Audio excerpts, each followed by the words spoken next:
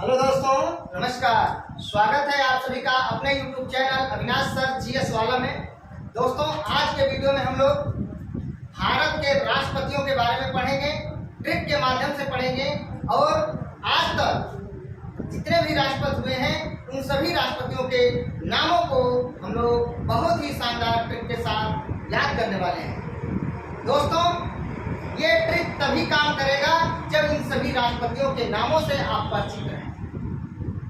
भारत के पहले राष्ट्रपति डॉक्टर राजेंद्र प्रसाद, उसके बाद सर्वपल्ली राधाकृष्णन, उसके बाद जाकिर हुसैन, बीबी गिरी, फखरुद्दीन अली अहमद, नीलम संजीवा रेड्डी, ज्ञानी जैन सिंह, आर वेंकटरमन, शंकर दयाल शर्मा, डॉक्टर के नारायण, एपीजे अब्दुल कलाम, प्रतिभा देवी सिंह पाटिल, प्रणब मुखर्जी, रामनाथ कोविंद और वर्तमान राष्ट्रपति द्रौपदी मुर्मू।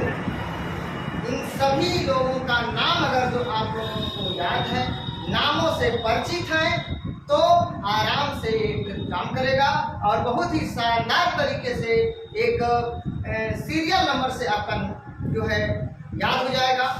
इस सीरियल नंबर से आपको इन राष्ट्रपतियों का नाम याद हो जाएगा और पेपर में जिस भी तरह से अगर क्वेश्चन पूछा जाएगा उसका आंसर आप बहुत ही शानदार तरीके से दे सकते हैं।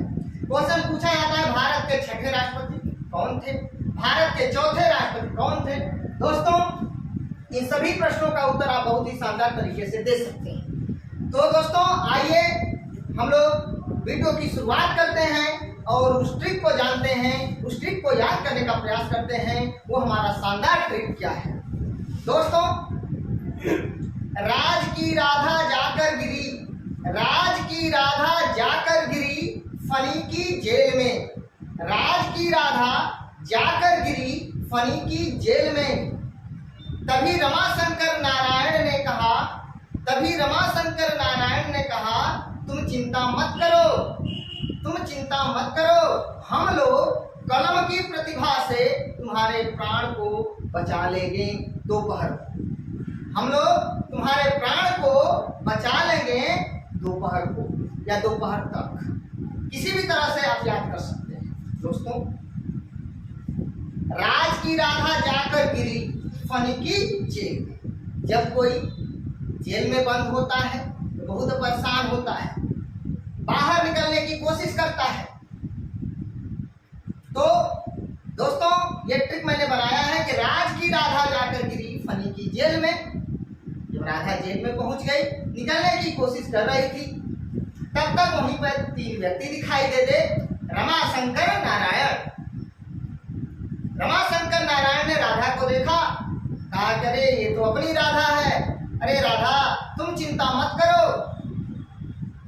तुम चिंता मत करो, हमारे पास कलम है और कलम की प्रतिभा से, कलम की प्रतिभा से तुम्हारे प्राण को हम लोग दोपहर तक बचा लेंगे, दोपहर तक बचा लेंगे। तो राज की राधा जाकर गिरी फनी की जेल में। जब राज की राधा फनी की जेल में पहुंच गई, तभी तीन व्यक्ति रमाशंकर नारायण मिले।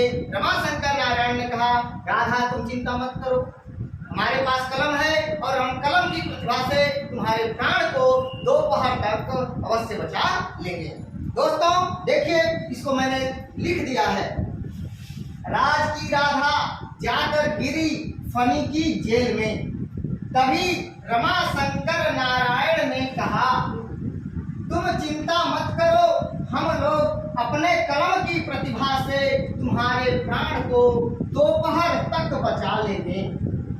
राज की राधा जाकर गिरी फनी की जेल में, राज की राधा जाकर गिरी फनी की जेल में। तभी रमाशंकर नारायण ने कहा, तुम चिंता मत करो, हम लोग अपने कलम की प्रतिभा से तुम्हारे प्राण को दोपहर तक बचा लेंगे।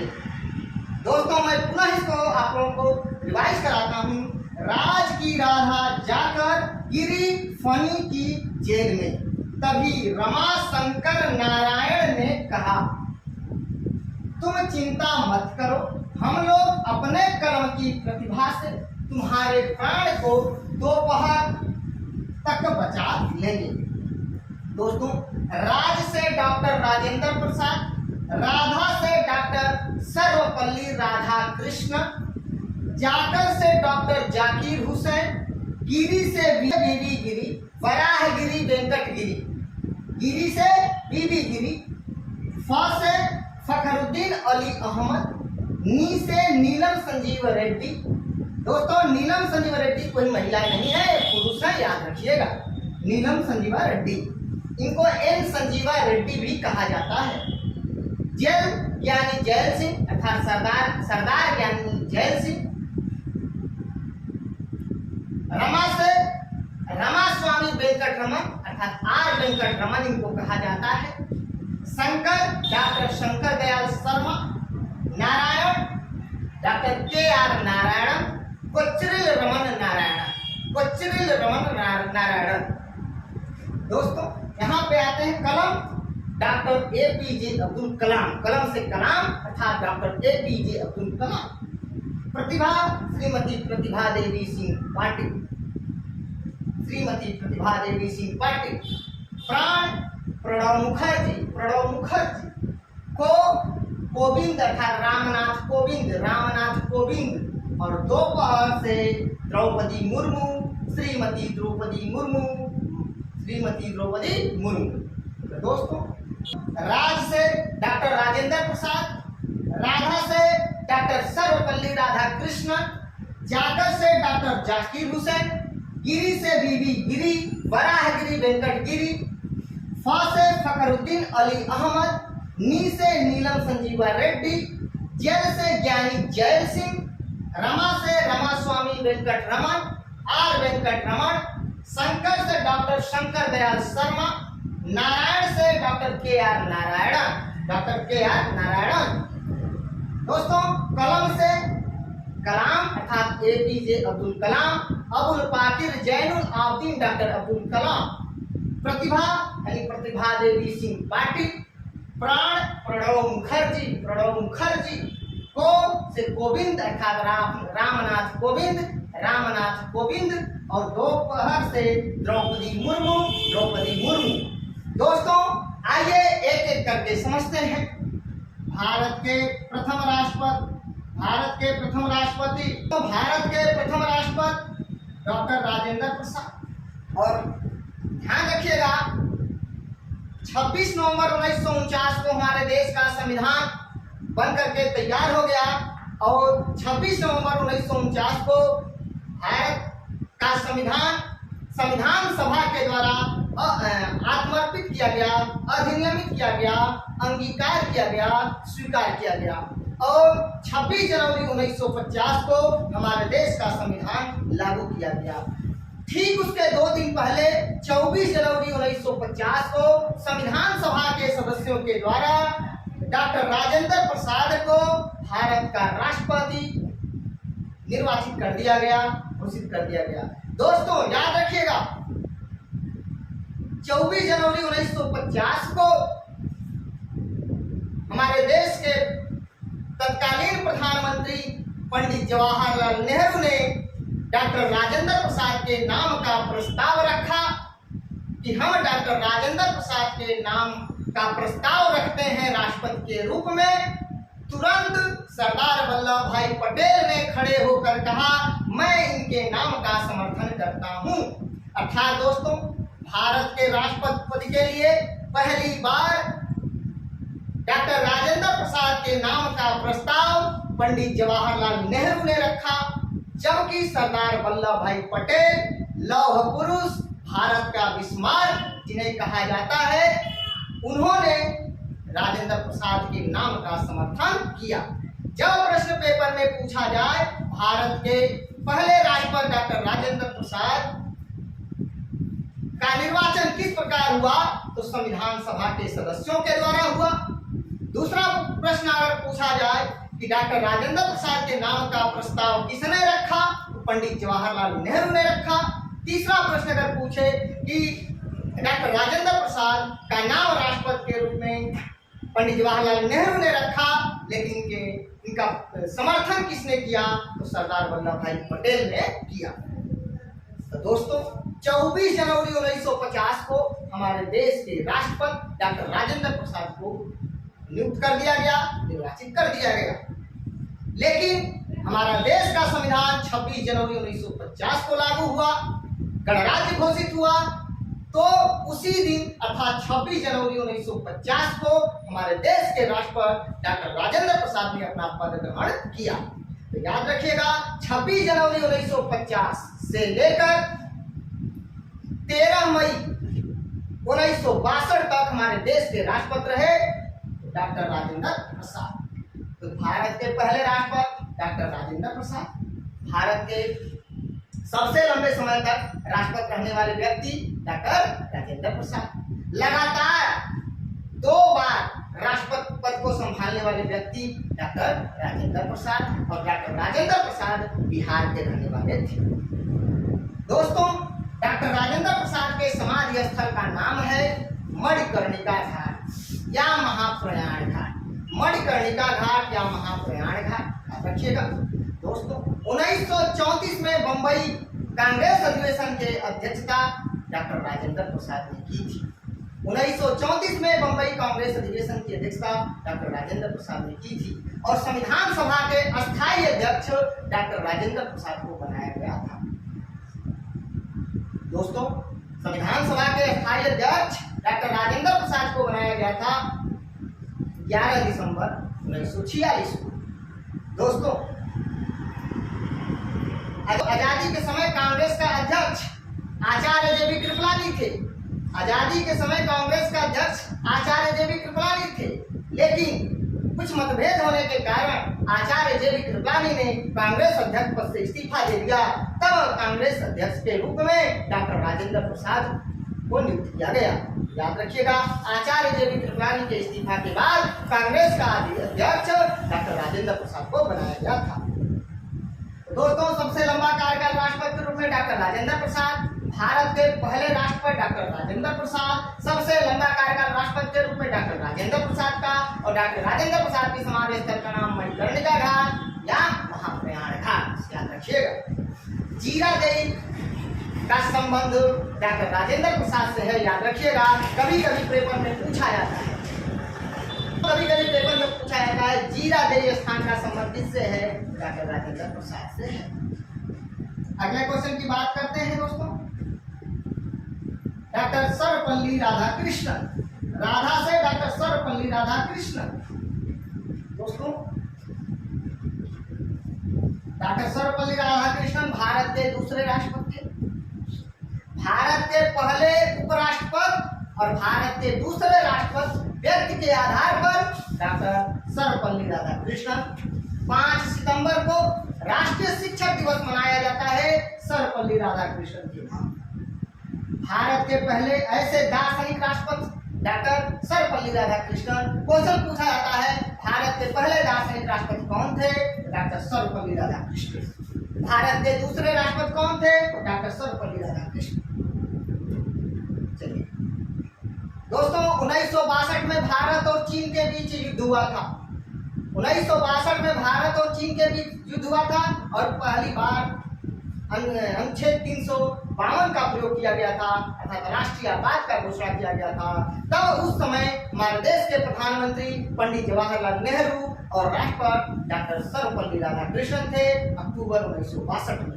तो ध्यान रखिएगा, अक्टूबर 1962 में भारत और चीन के बीच युद्ध हुआ था। उस समय राष्ट्रपति डॉक्टर सर्वपल्ली राधाकृष्णन और हमारे देश के प्रधानमंत्री पंडित जवाहरलाल नेहरू थे। दोस्तों, तीसरा है डॉक्टर जाकिर हुसैन, जाकर से जाकिर हुसैन।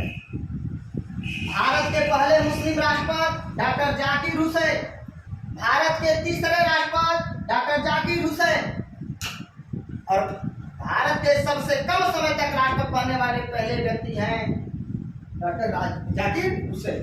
दोस्तों, राष्ट्रपति के पद पर रहते हुए काल कवलित होने वाले पहले राष्ट्रपति डॉक्टर जाकिर हुसैन, अर्थात राष्ट्रपति पद पर रहते हुए मृत्यु का शिकार होने वाले भारत के पहले राष्ट्रपति डॉक्टर जाकिर हुसैन। दोस्तों, डॉक्टर जाकिर हुसैन का कार्यकाल लगभग 1 वर्ष 355 दिन है, यानी 2 वर्ष में लगभग 10 दिन कम। ध्यान रखिएगा। जाकिर हुसैन, जाकर से डॉक्टर जाकिर हुसैन। भारत के पहले मुस्लिम राष्ट्रपति डॉक्टर जाकिर हुसैन। भारत के तीसरे राष्ट्रपति डॉक्टर जाकिर हुसैन। सबसे छोटा कार्यकाल राष्ट्रपति के रूप में डॉक्टर जाकिर हुसैन का। पद पर रहते हुए मृत्यु का शिकार होने वाले भारत के पहले राष्ट्रपति डॉक्टर जाकिर हुसैन, याद रखिएगा। तो तीसरा हो गया दोस्तों, डॉक्टर जाकिर हुसैन की मृत्यु के बाद उस समय उपराष्ट्रपति हुआ करते थे बीबी गिरी। तो दोस्तों, हमारा भारत का संविधान कहता है कि राष्ट्रपति की अनुपस्थिति में भारत का उपराष्ट्रपति कार्यवाहक राष्ट्रपति के रूप में काम करेगा। तो दोस्तों, 1969 में भारत के उपराष्ट्रपति डॉक्टर बीबी गिरी थे। तो जब डॉक्टर जाकिर हुसैन की मृत्यु हो गई तो उपराष्ट्रपति तथा बीबी गिरी कार्यवाहक राष्ट्रपति के रूप में कार्य करने लगे। तो बीबी गिरी कार्यवाहक राष्ट्रपति के रूप में 1969 में जाना है क्या?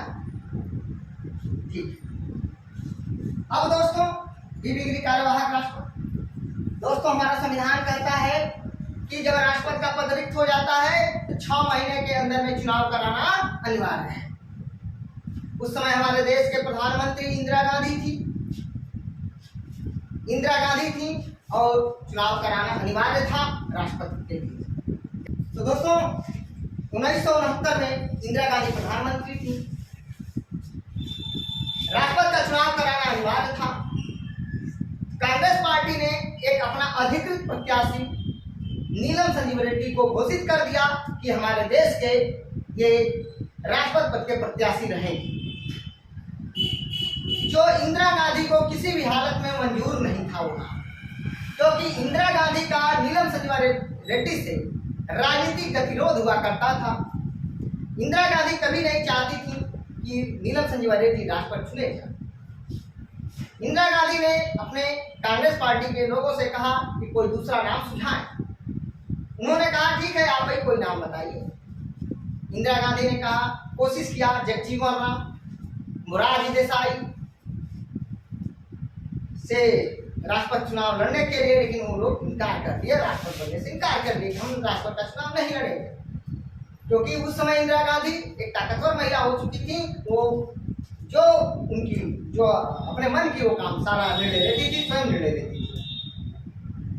तो कोई दूसरा प्रत्याशी मिला नहीं, तो कांग्रेस पार्टी ने जब घोषित कर दिया कि नीलम संजीव रेड्डी ही हमारे प्रत्याशी रहेंगे कांग्रेस पार्टी की तरफ से राष्ट्रपति पद का, तब इंदिरा गांधी ने बीबी गिरी साहब को बुलाया, बीबी गिरी साहब से बात की और कही कि आप एक स्वतंत्र उम्मीदवार के रूप में राष्ट्रपति चुनाव के लिए खड़े होइए और अपना नामांकन करिए, हम आपका समर्थन करेंगे। हमारा संविधान ये नहीं कहता है कि आप राष्ट्रपति और उपराष्ट्रपति पद पर हैं तो इस्तीफा दीजिए, उसके बाद राष्ट्रपति और उपराष्ट्रपति का चुनाव लड़िए। आप पद पर रहते हुए राष्ट्रपति और उपराष्ट्रपति का चुनाव लड़ सकते हैं। इंदिरा गांधी ने जब बीबी गिरी साहब से कहा चुनाव लड़ने के लिए, बीबी गिरी साहब ने कहा ठीक है। तो बीबी गिरी साहब के सलाहकारों ने कहा कि आपको नैतिकता के आधार पर इस्तीफा दे करके और चुनाव लड़ना चाहिए। हमारा संविधान कहता है कि राष्ट्रपति की अनुपस्थिति में उपराष्ट्रपति कार्यवाहक राष्ट्रपति के रूप में कार्य करता है। समस्या यह है कि राष्ट्रपति मर चुके हैं जाकिर हुसैन साहब, उनके जगह पे बीबी गिरी साहब काम कर रहे हैं, जो कि उपराष्ट्रपति थे, अब कार्यवाहक राष्ट्रपति के रूप में काम कर रहे हैं। समस्या ये था कि अगर वो इस्तीफा दें तो किसको दें, क्योंकि जो उपराष्ट्रपति है वो कार्यवाहक राष्ट्रपति के रूप में काम कर रहे हैं। तो संविधान कहता है कि राष्ट्रपति उपराष्ट्रपति को और उपराष्ट्रपति राष्ट्रपति को त्याग पत्र देता है। गंभीर था, किसको इस्तीफा दें, अगर इस्तीफा दें तो किस पद से दें। दूसरी बात, अगर इस्तीफा दे भी दें तो राष्ट्रपति के रूप में कार्य करेगा कौन? सचेत इंदिरा गांधी के पास सरकार था, इंदिरा गांधी के पास बहुमत था। इंदिरा गांधी ने कहा कि इस समस्या का समाधान मेरे पास है। इंदिरा गांधी ने तुरंत राष्ट्रपति अधिकार अधिनियम 1969 बिल लाई। राष्ट्रपति अधिकार अधिनियम 1969 एक बिल लाई और उस बिल में लिखवा ली कि राष्ट्रपति के अनुपस्थिति में भारत का उपराष्ट्रपति और उपराष्ट्रपति की अनुपस्थिति में सुप्रीम कोर्ट का मुख्य न्यायाधीश कार्यवाहक राष्ट्रपति के रूप में कार्य कर सकता है।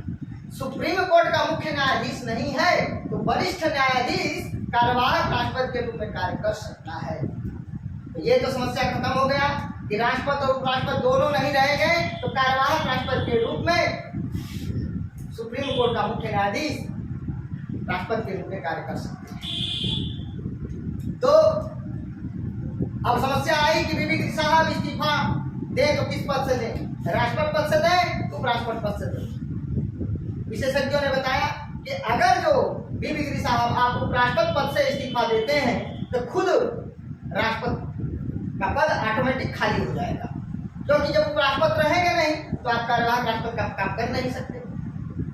इसलिए बीबी गिरी साहब अपने उपराष्ट्रपति ऑफिस गए शाम को, अपने उपराष्ट्रपति ऑफिस से एक लेटर टाइप कराया माननीय राष्ट्रपति महोदय के नाम से, महामहिम राष्ट्रपति महोदय के नाम से, अपना इस्तीफा उनके नाम से लिखा, टाइप करवाया और राष्ट्रपति ऑफिस को भेज दिया। और अगले दिन सुबह वो राष्ट्रपति ऑफिस पहुंच गए और राष्ट्रपति ऑफिस पहुंच के राष्ट्रपति की हैसियत से राष्ट्रपति ऑफिस पहुंच के राष्ट्रपति के हैसियत से उपराष्ट्रपति का इस्तीफा, अपना खुद का इस्तीफा एक्सेप्ट कर लिया, स्वीकार कर लिया। यानी उपराष्ट्रपति पद का इस्तीफा राष्ट्रपति महोदय ने स्वीकार कर लिया। और जैसे ही उन्होंने उपराष्ट्रपति पद का इस्तीफा स्वीकार किया राष्ट्रपति की हैसियत से, वैसे ही उन्होंने कुर्सी राष्ट्रपति का छोड़ दिया, क्योंकि जब वो राष्ट्रपति उपराष्ट्रपति नहीं रहेंगे तो राष्ट्रपति कैसे रह सकते। तो ध्यान रखिएगा, उपराष्ट्रपति महोदय बीबी गिरी साहब राष्ट्रपति महोदय के नाम से लेटर टाइप कराए, मॉर्निंग में सुबह जा करके और उपराष्ट्रपति का इस्तीफा खुद राष्ट्रपति के हैसियत से एक्सेप्ट कर लिया। अब राष्ट्रपति और उपराष्ट्रपति दोनों का पद रिक्त हो गया। उस समय मुख्य न्यायाधीश हुआ करते थे एम हिदायतुल्ला, तो जो कि संविधान के अनुसार और उस अधिनियम के अनुसार राष्ट्रपति अधिकार अधिनियम 1969 के अनुसार वो कार्यवाहक राष्ट्रपति के रूप में कार्य करने लगे। तो ध्यान रखिएगा, भारत के इकलौते व्यक्ति बीबी गिरी साहब हैं जो अपना खुद का इस्तीफा खुद एक्सेप्ट किए हैं, उपराष्ट्रपति का इस्तीफा राष्ट्रपति की हैसियत से खुद स्वीकार किए हैं। तो दोस्तों, बीबी गिरी साहब भारत के पहले कार्यवाहक राष्ट्रपति, याद रखिएगा। क्वेश्चन पूछा जाएगा भारत का पहला कार्यवाहक राष्ट्रपति कौन था? बीबी गिरी साहब। भारत के पहले मुख्य न्यायाधीश जो कार्यवाहक राष्ट्रपति के रूप में कार्य किए एम हिदायत। तीसरा, उसके बाद आगे आते हैं बीबी गिरी साहब, फिर राष्ट्रपति का चुनाव हुआ और कांग्रेस पार्टी के अधिकृत प्रत्याशी नीलम संजीवा रेड्डी थे। चुनाव के पहले इंदिरा गांधी ने सभी पार्टियों को संबोधित किया और कहा, मेरे प्रिय भाइयों एवं बहनों, यह राष्ट्रपति का चुनाव किसी पार्टी विशेष का चुनाव नहीं है, यह राष्ट्रीय हित के लिए चुनाव लड़ा जा रहा है। भारत का राष्ट्रपति सबका होता है, तो आप लोग राष्ट्रीय हित में चुनाव करें और अपने अंतरात्मा की आवाज पर चुनाव करें, क्योंकि यह किसी पार्टी विशेष का चुनाव नहीं है। इसलिए आप लोग अंतरात्मा की आवाज पर वोट करें और आप राष्ट्रीय हित में वोट करें। और जितने भी सांसद थे, विधायक थे, उनके कानों तक, उनके अंतरात्मा तक आवाज इंदिरा गांधी की पहुंची और नीलम संजीवा रेड्डी चुनाव हार गए और बीबी गिरी साहब द्वितीय चक्र की मतगणना से राष्ट्रपति चुने गए। तो क्वेश्चन पूछा जाता है, भारत का एकमात्र राष्ट्रपति कौन है जो कांग्रेस का पूर्ण बहुमत होते हुए भी स्वतंत्र उम्मीदवार के रूप में राष्ट्रपति चुना गया? तो बीबी गिरी। कांग्रेस का कौन है? भारत का एकमात्र राष्ट्रपति कौन है जो द्वितीय चक्र की मतगणना से राष्ट्रपति चुना गया? तो बीबी गिरी साहब। तो दोस्तों, न्यायमूर्ति एम हिदायतुल्ला भारत के पहले कार्यवाहक राष्ट्रपति बन गए। क्वेश्चन पूछा जाए, भारत के पहले मुख्य न्यायाधीश जो कार्यवाहक राष्ट्रपति बने? तो एम हिदायतुल्ला। बीबी गिरी साहब द्वितीय चक्र की मतगणना से राष्ट्रपति बनने वाले पहले व्यक्ति हैं। बीबी गिरी साहब ऐसे राष्ट्रपति हैं जो अटक का सदस्य थे, all India trade union Congress के सदस्य थे और बाद में राष्ट्रपति चुने गए। फखरुद्दीन अली अहमद भारत के दूसरे मुस्लिम राष्ट्रपति थे और पद पर रहते हुए मरने वाले दूसरे राष्ट्रपति फखरुद्दीन अली अहमद थे। और बीडी जत्ती दोस्तों, जब पद पर रहते हुए इनकी मृत्यु हो गई तब उस समय उपराष्ट्रपति हुआ करते थे बीडी जत्ती, बसप्पा दनप्पा जत्ती। तो उस समय दोस्तों बीडी जत्ती कार्यवाहक राष्ट्रपति के रूप में कार्य करना प्रारंभ कर दिए। याद रखिए, डॉक्टर राजेंद्र प्रसाद 1950 से 1962 तक, राधा कृष्णन अर्थात सर्वपल्ली राधाकृष्णन 1962 से 1967 तक, डॉक्टर जाकिर हुसैन 1967 से 1969 तक, बीबी गिरी 1969 में कार्यवाहक राष्ट्रपति के रूप में कार्य किए।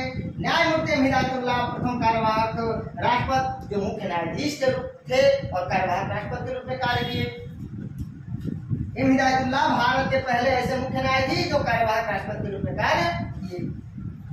बीबी गिरी साहब चुनाव लड़े और द्वितीय चक्र की मतगणना से राष्ट्रपति चुने गए।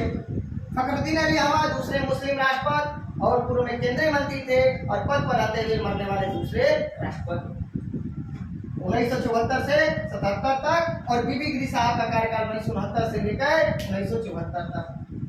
बीडी जत्ती कार्यवाहक राष्ट्रपति थे 1977 में।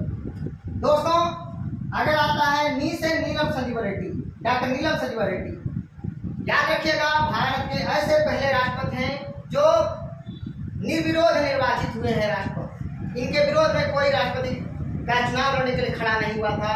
तो निर्विरोध निर्वाचित होने वाले भारत के एकमात्र राष्ट्रपति डॉक्टर नीलम संजीव रेड्डी और भारत के छठे राष्ट्रपति नीलम संजीव रेड्डी। देखिए लिखा हुआ है, पेपर में कई बार पूछा गया है भारत के छठे राष्ट्रपति कौन थे? नीलम संजीव रेड्डी। नीलम संजीव रेड्डी के ठीक अगला राष्ट्रपति कौन था? तो सरदार ज्ञानी जैल सिंह। या ज्ञानी जैल सिंह से ठीक पहले भारत का राष्ट्रपति कौन था? तो नीलम संजीव रेड्डी।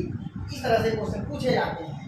दोस्तों नीलम संजीव रेड्डी हो गया और भारत के ऐसे राष्ट्रपति नीलम संजीव रेड्डी हैं जो पूर्व में लोकसभा अध्यक्ष के पद को भी सुशोभित किया है। क्वेश्चन पूछा जाता है भारत का पहला ऐसा राष्ट्रपति कौन है जो पूर्व में लोकसभा अध्यक्ष के रूप में कार्य किया है? दोस्तों नीलम संजीव रेड्डी। दोस्तों मैं इसके बाद वाला जो वीडियो बनाऊंगा आप लोगों को, तो उसमें मैं आपको सारे फैक्ट लिख करके दे दूंगा, पॉइंट लिख करके दे दूंगा। आज का लेक्चर सुन लीजिए जोरदार तरीके से। दोस्तों ज्ञानी जैल सिंह, सरदार ज्ञानी जैल सिंह। दोस्तों भारत के पहले सिख राष्ट्रपति ज्ञानी जैल सिंह। नीलम संजीव रेड्डी का कार्यकाल 1977 से 1982 तक और ज्ञानी जैल सिंह का कार्यकाल 1982 से लेकर 1987 तक। दोस्तों ध्यान रखिएगा, 1986 में डाक संशोधन विधेयक लाया गया था और सबसे पहले अगर जेबी वीटो का प्रयोग किया था तो ज्ञानी जैल सिंह ने किया था। डाक संशोधन विधेयक था। जेबी वीटो का मतलब कोई विधेयक संसद से पास होकर के जाता है तो राष्ट्रपति उस पर अनुमति दे न दे, यह राष्ट्रपति के विवेक के ऊपर डिपेंड करता है। अनुच्छेद 111 कहता है कि राष्ट्रपति किसी विधेयक पर अनुमति दे सकता है या नहीं दे सकता है या अपने पास रोक सकता है, ठीक है, इसकी कोई बाध्यता नहीं है। तो डाक संशोधन विधेयक 1986 में आया था ज्ञानी जैल सिंह के पास, उसको उन्होंने कोई निर्णय नहीं दिया, अपने पॉकेट में रख लिया, जेब में रख लिया। और उस वीटो का नाम था जेबी वीटो। अपने जेबी वीटो का पावर करके, पॉकेट वीटो का प्रयोग करके उस विधेयक पर उन्होंने कोई मत नहीं दिया, कोई विचार नहीं दिया।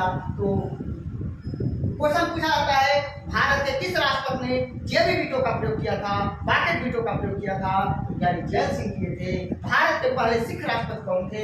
ज्ञानी जैल सिंह थे। और भारत के पहले ऐसे राष्ट्रपति ज्ञानी जैल सिंह हैं जो पूर्व में गृह मंत्री पद को सुशोभित किया था। क्वेश्चन पूछा जाता है भारत के पहले ऐसे राष्ट्रपति कौन है जो पूर्व में गृह मंत्री पद को सुशोभित किया था? ज्ञानी जैल सिंह। दोस्तों रमा स्वामी वेंकट रमन जो है 1987 से 1992 तक भारत के राष्ट्रपति थे। डॉक्टर शंकर दयाल शर्मा जो 1992 से लेकर 1997 तक भारत के राष्ट्रपति थे। ध्यान रखिएगा दोस्तों, रमा स्वामी वेंकट रमन और डॉक्टर शंकर दयाल शर्मा। तो डॉक्टर शंकर दयाल शर्मा का कार्यकाल 1992 से 97 तक है और रमास्वामी वेंकटरमन का कार्यकाल 1987 से लेकर के 92 तक है। आर वेंकटरमन भारत के पहले ऐसे राष्ट्रपति हैं जो पूर्व में जो है वित्त मंत्री के रूप में कार्य कर चुके हैं। ध्यान रखिएगा, भारत के पहले ऐसे प्रथम राष्ट्रपति जो वित्त मंत्री के रूप में कार्य किए हैं वे हैं रमास्वामी वेंकटरमन, जिनको आर वेंकटरमन भी कहा जाता है। शंकर दयाल शर्मा 1992 से लेकर 1997 तक भारत के राष्ट्रपति। दोस्तों, डॉक्टर के आर नारायण भारत के प्रथम दलित राष्ट्रपति। बहुत इंपॉर्टेंट फैक्ट, चिंता मत करिए, खत्म होने वाला है 2-4-5 मिनट के अंदर में। डॉक्टर के आर नारायण भारत के प्रथम दलित राष्ट्रपति। बस यही फैक्ट आपको मोस्ट इंपॉर्टेंट याद करना है कि भारत के पहले दलित राष्ट्रपति कौन थे? डॉक्टर के आर नारायण 1997 से 2002 तक।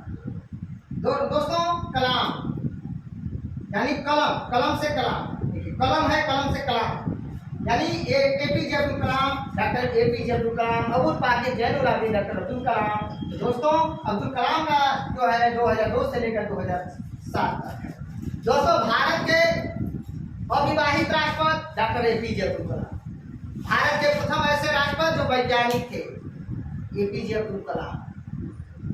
मिसाइल मैन के नाम से जाने जाने वाले भारत के पहले राष्ट्रपति एपीजे अब्दुल कलाम। प्रतिभा देवी सिंह पाटिल भारत के प्रथम महिला राष्ट्रपति। प्रतिभा देवी सिंह पाटिल 2007 से लेकर के 2012 तक। दोस्तों, प्राण से प्रणब मुखर्जी 2012 से लेकर 2017। को से रामनाथ कोविंद 2017 से 2022 तक और भारत के दूसरे दलित राष्ट्रपति रामनाथ कोविंद। और उसके बाद दोपहर से द्रौपदी मुर्मू वर्तमान में 2022 से लेकर के अब तक हैं द्रौपदी मुर्मू। दोस्तों, ध्यान रखिएगा, द्रौपदी मुर्मू पहली आदिवासी राष्ट्रपति, आदिवासी महिला राष्ट्रपति। भारत की दूसरी महिला राष्ट्रपति द्रौपदी मुर्मू है और भारत की पहली आदिवासी महिला द्रौपदी मुर्मू है, जो संथाल जनजाति से बिलोंग करती है, संथाल जनजाति से बिलोंग करती है। दोस्तों, ये द्रौपदी मुर्मू वर्तमान में भारत के राष्ट्रपति हैं। तो मैं उम्मीद करता हूं कि आपको मेरा वीडियो अच्छे से समझ में आ गया होगा। जो दोस्त स्क्रीनशॉट लेना चाहें वो आप लोग स्क्रीनशॉट ले सकते हैं। दोस्तों, अगर आप लोगों को मेरा वीडियो अच्छा लगे प्लीज दोस्तों लाइक कमेंट शेयर करके मुझे सूची जरूर करना। दोस्तों, प्लीज आप लोग कमेंट करिए और मुझे जरूर बताइए मेरा वीडियो कैसा रहा, कैसा लगा। दोस्तों, मिलते हैं नेक्स्ट वीडियो में, तब तक के लिए नमस्कार, धन्यवाद।